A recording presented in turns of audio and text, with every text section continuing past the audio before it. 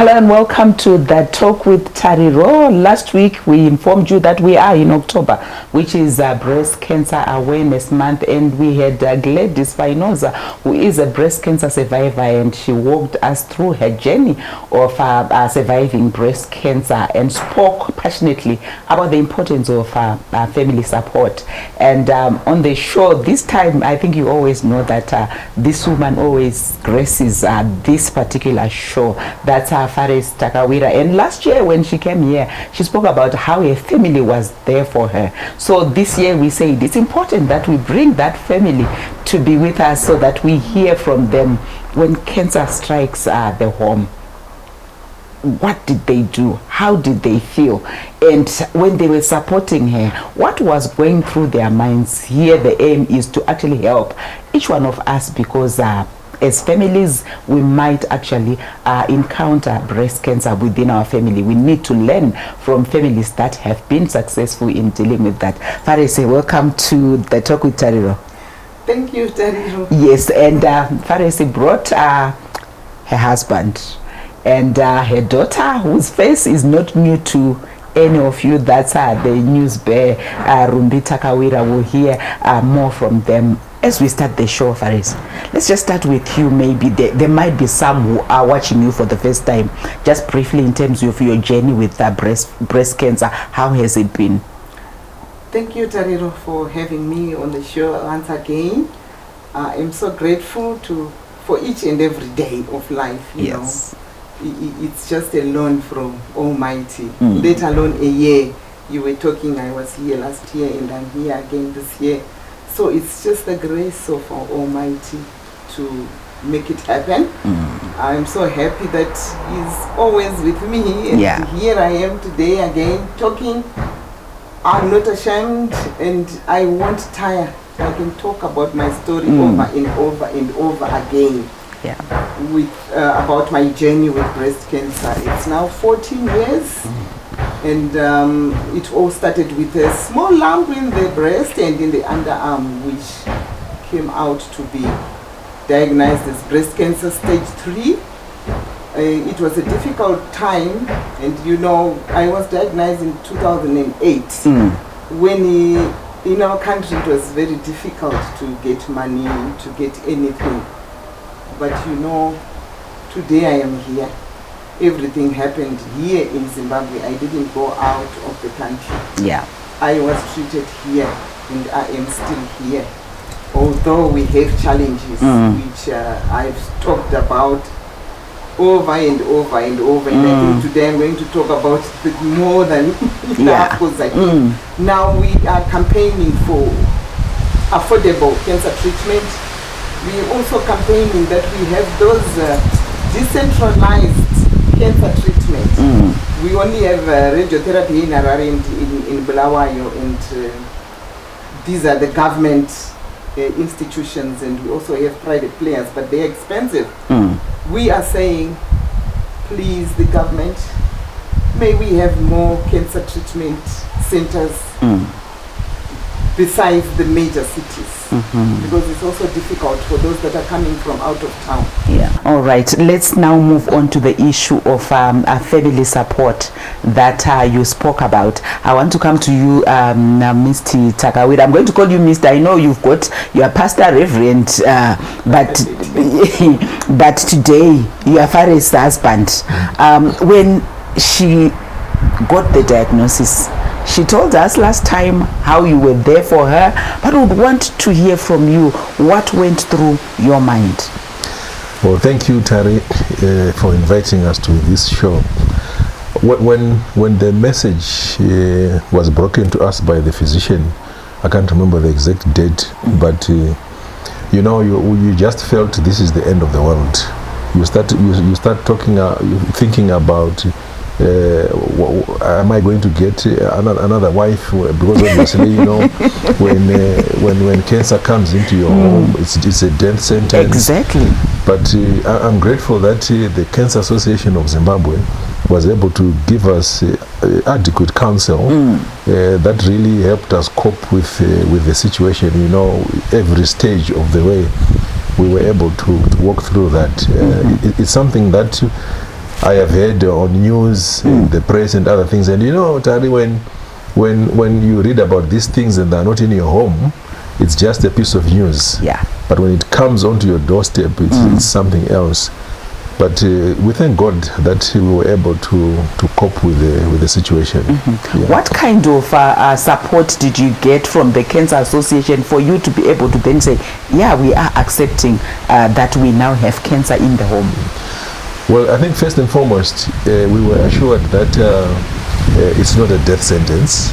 There's a possibility that you can go through it, which was quite good.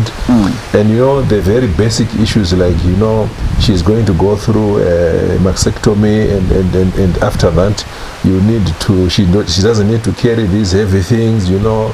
When you are in the supermarket, make sure you push the trolley for her. No, those are very simple issues.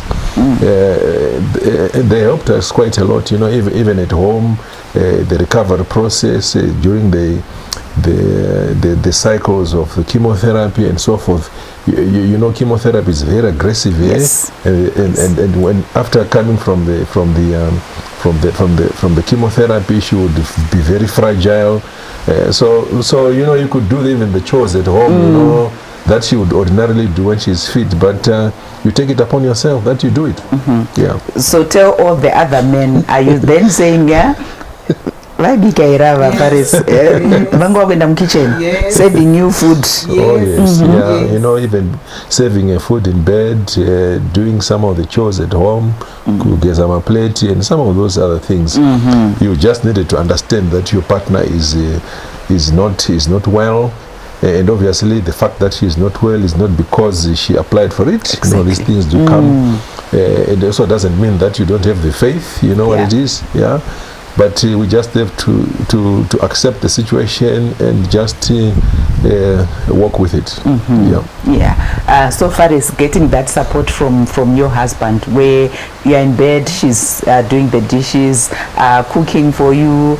How did it feel during that time when you were saying, I'm at my lowest? You look at yourself and say, as a woman, I am supposed to be doing this for my family and my husband, but now it's him who is doing that. You know, you feel insecure. Yeah. Although he's there 100%, you're seeing he's trying his best, but you say, is he just doing it because I am there, or what's going on in his mind? And as a woman, you just feel like, I don't think if this goes on, he'll be able to cope. Yeah. I know once I even asked him, if I die, are you going to make it? We'll talk more about that. She was blackmailing the husband. If I die, are you going to marry? And what sort of answer were you expecting? Join us after this short break.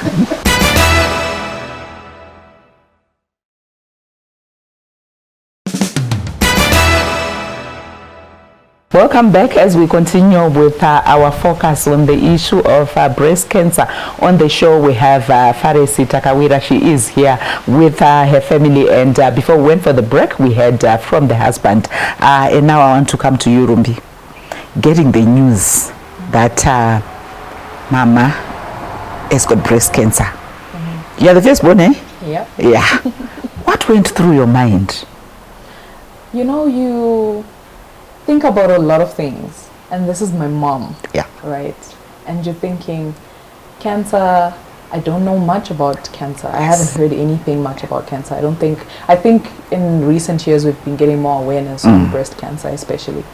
But I didn't know much about cancer, and all you hear about cancer is, if you get cancer, you're gone. Yeah. This is a death sentence. Yes. So here I'm thinking, I'm going to be losing my mom. I had just had my first son as well. And I think he was only about, he hadn't turned 1 yet. I don't think he had, tell you what, he was 1 year something. Yeah. And so he's still very young. Yeah. I was very young. Gogo takes care of him. So tell you what, we look at him and we say, this is Gogo's child. Yeah. So, you know, Gogo is now not feeling well. Anything can happen. I don't think I have the capacity to take care of my child. I don't think I have the capacity to take care of my siblings. The eldest. The eldest. And I'm thinking, oh my goodness.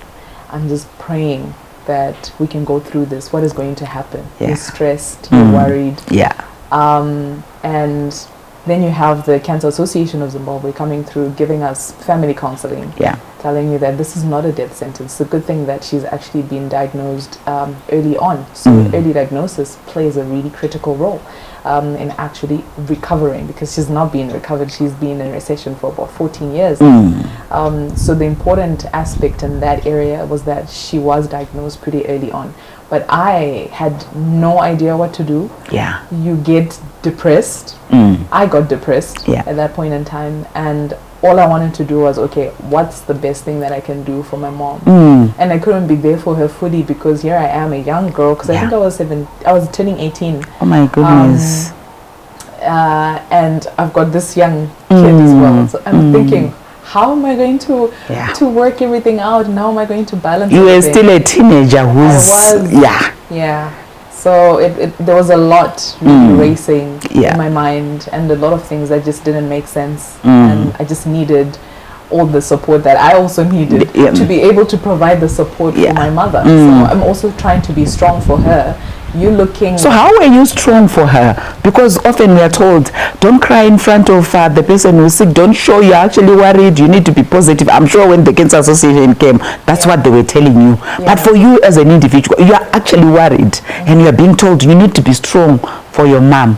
And she actually said you guys were strong. But I can see the vulnerabilities when you're talking to say, I think you were actually just trying to be strong for her, but it was also hitting you hard. Yeah. I think also, I'll thank my dad for giving me these genes. He will make everything seem like everything is okay, even when it's not okay. So I guess I've also taken those attributes from him. So you're strong in the face of the adversity that's in front of you. But behind the scenes, no one knows what's happening. You know, so I will go away from her or whatever, and if I'm screaming, if I'm shouting at God, saying, why are you doing this? What have we done? We love you so much. My dad's a pastor, by the way. And you're thinking, we're always praying. We're a prayerful family. So why is this coming on us? But with her, I'll be laughing. We'll be trying our best to make her feel great. Tariro, my son, would even laugh with her. He would wear her wigs because when she was going through chemotherapy, she also lost her hair, her nails discolored. So you can see these changes. They're so visible, but you also don't want to make it so obvious. So you just laugh with it and you roll with it, and we had to just make it seem like everything is all right. And now as a family, we don't really put too much cooking oil when we're eating. We don't have too much salt and stuff like that. This was all, as we were doing this, we just made sure that we're supporting her, making sure that everything is sorted out for her. But we had to be strong. But behind the scenes, it was tough. Did you get time to then sit when now she's in remission after that to really tell her this is how we're feeling, the way you are pouring it out now? Did you get to that? Actually, not really. So that's what I wanted to ask her to say, Faris, how does it feel to hear your firstborn saying what was really going through her? Because when you spoke to me, you actually said she was quite strong. She didn't. But now you are hearing her. She's saying, I had to be strong for my mom. Now you are hearing her expressing herself. Yeah, it's encouraging because I didn't know. That's why she's talking about her and their dad because they are strong. You know, when things come, they're just like, even when we were sitting there, we were saying to them, I think we are going to all go together in this and this, and they will say, why don't you wait? So that's them. That's Ruby and her dad. They are just like, let things just happen as we go. Not to think, because with me I always think, what if this happens, what if that happens? Because now because me, I wasn't concentrating more on what is happening behind the scenes. I would just be happy with that support. And I'm grateful to God for that, because if I had known, I think, as I had mentioned before, you will feel yourself as a burden to the family. You feel like, because I am the mom, I can't do this, I can't do that, I can't support. Because as she's just mentioned, she needed that support at that time. But as a mom, I can't. I am sick, I am fragile, I'm weak. and she's there looking at me saying, I need your support. Exactly. As I can. But you can't she give was that there support. to just support me, and now she goes elsewhere and shouts and screams. So Ruby, we heard from your dad saying, I was worried to say, so will I need to remarry, find another wife? And your mother said, I even asked him to say, so if I die, are you going to get married? Did you think of having a stepmother? I was he better not about getting another woman into this house. Yeah. my daughter, she was 1 year. She was grade 1, I mean, when I was diagnosed with breast cancer. But I remember her talking, it was, when was this? Recently. She was saying, I was just saying, she says, if mom dies dead, you don't need to worry, I will cook for you and I will do this for you. I was saying, don't be too protective. You will not be there. And today she's not there because she couldn't be with us. She's away. She's in school. She's out of the country. Yeah. Indeed, we are talking about one issue that, it's quite serious, but you can see that we are actually joking about it, joking with the family, you know, how they embraced it. And I think that's one appeal that we need to give to ourselves as a country, as families, as communities, that we need to work together when we are looking at the interventions that we need to put in place concerning breast cancer. Join us after this short break.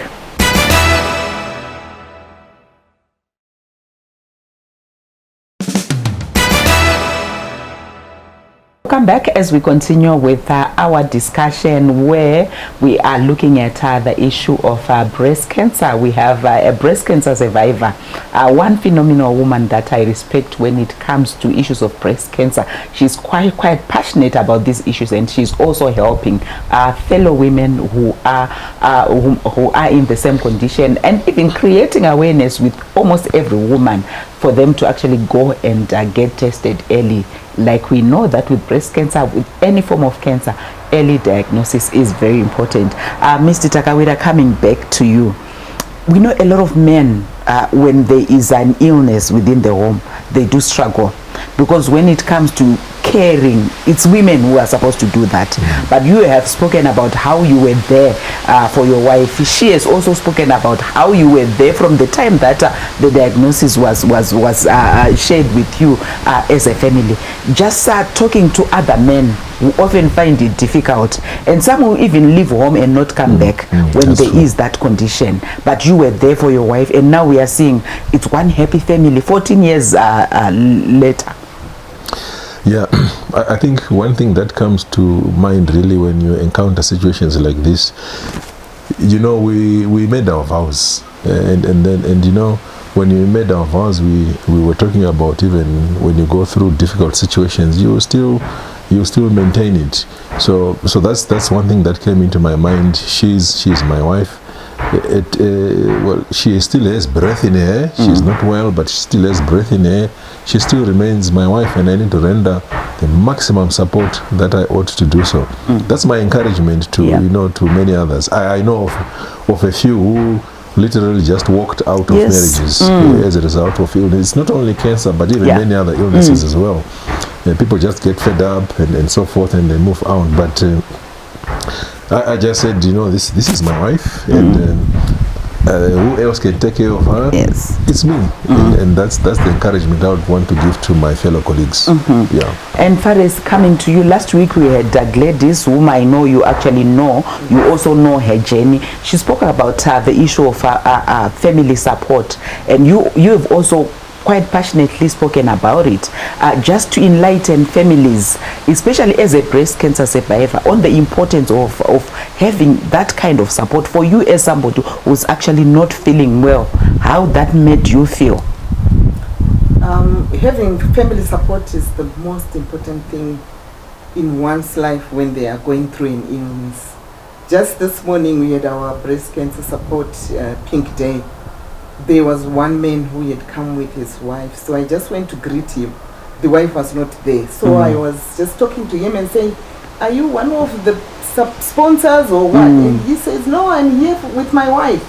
So I felt so happy and excited to say there are still men out there who still stand with their women who are not feeling well. And the wife was limping, and I said, oh, so he's the other leg for this woman. Yeah. He feels that I really need to be there for her. So it's very important. People take these things for granted. Yeah. Family support is very important. I think it will be good when someone is going through an illness or a tough patch for family to be there. Instead of just neglecting, because I feel it worsens the whole thing. Because when you have your family supporting you, you still have that feeling of say, oh, I need to leave. These people, they still want me. Yeah. But you know, when you are neglected, some will just give up and say, why? Everyone doesn't love me, why should I leave? So I still feel I support and I advocate for family support. Yeah. And Ruby, coming to you as children, you were a teenager at that time. Your little sister was even much younger, such that we have other young people who are in that same predicament. The importance of supporting the children as well when a mother is not well within the home.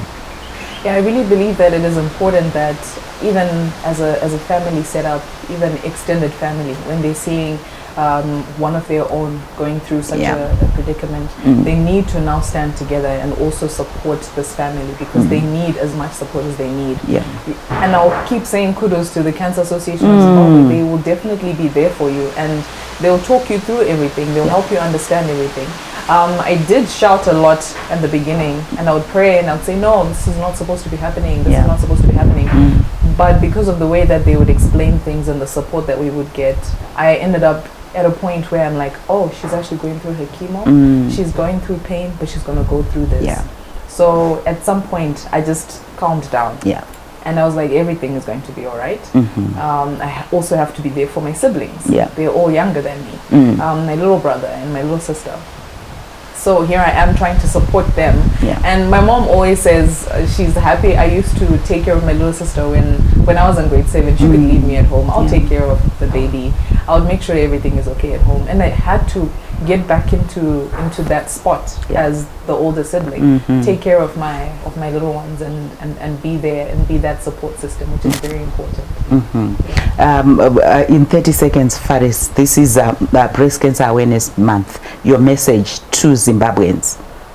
My message to all of you Zimbabwe is this: please go and get screened for breast cancer, male or female.